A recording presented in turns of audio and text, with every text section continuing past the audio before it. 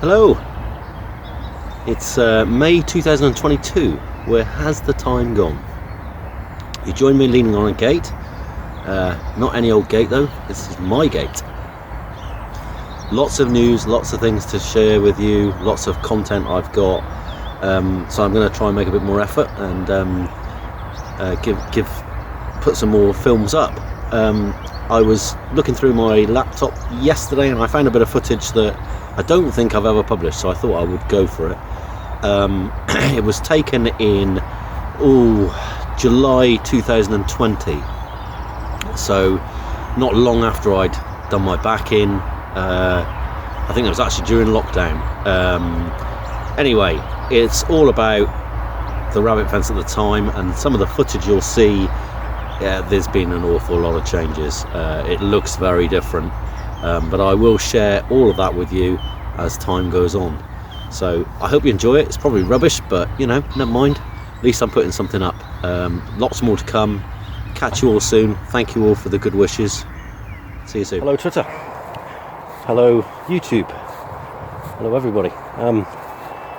It's been a very challenging year in the garden. It's been in some ways an appalling year in the garden.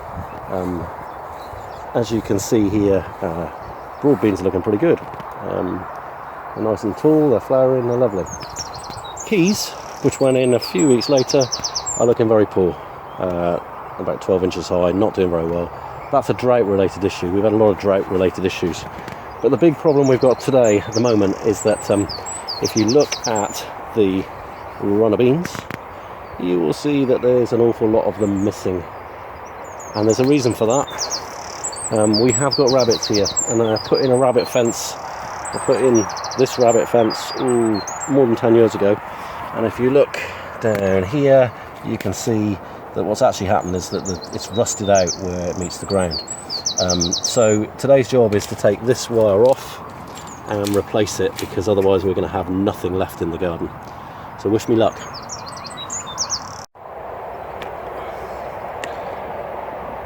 Okay, let's just talk about fencing very briefly. As you can see, I've started taking the netting down on this rabbit fence. This fence was installed in 2010, I believe. I think it was 2010, Boxing Day anyway. I can remember it was a Boxing Day. I travelled down here and we had Christmas Day here, Christmas lunch, and then Boxing Day installed the fence. There's a couple of things I want to say about fencing. The first is, and this is critical, no matter what type of wire fencing you're putting up, any strain on the fence, any lateral strain side to side, needs to be on the straining posts and not on the stakes. The purpose of the stakes is to keep the fence upright. It's not to hold the strain. If you put strain on these posts, they will move, because there's nothing there to stop them from moving side to side or backwards and forwards. So that is very important no matter what type of fencing you're doing. This is a rabbit fence, as I say. I've done miles and miles of this fencing for people like English Heritage. If you go to Stonehenge or Old Sarum or Wardour and places like that, these old ancient monuments, you might find some rabbit fencing there that I put up in the 2000, you know, just after the year 2000. Some of it's still standing, I know it is. The standard way to do a rabbit fence is that you put a wire up and you bury it a foot into the ground or 6 inches into the ground and then foot out. I don't bother with that. It's a waste of time. It's not necessary. What I'll do is hang the new netting from this top strainer.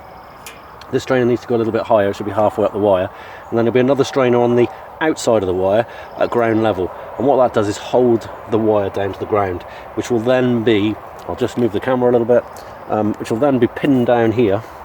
And what will happen is that the grass will grow up through the wire, through the wire netting, and the rabbits won't be getting it. When a rabbit runs up to the fence, it runs up to the fence, finds it can't get through, so it runs up and down the wire, and then it might try digging. If your wire is buried 6 inches down, it'll get a start, and sometimes they can actually burrow around the wire. On a little bit of fencing like this, this has gone wrong because the wire netting has rusted over the last 10 years and it's become compromised in that way.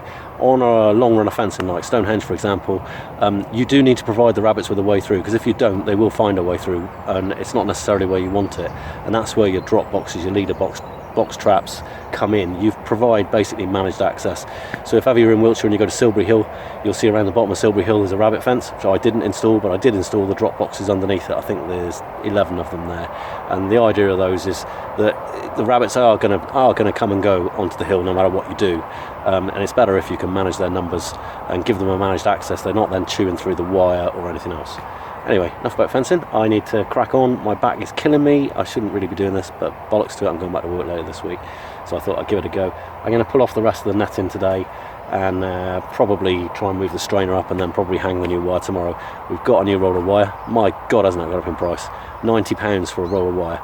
We're using 1.2 metre wire, so it'll be up this high off the ground and that far out up this high on the fence and out sort of that far on the ground.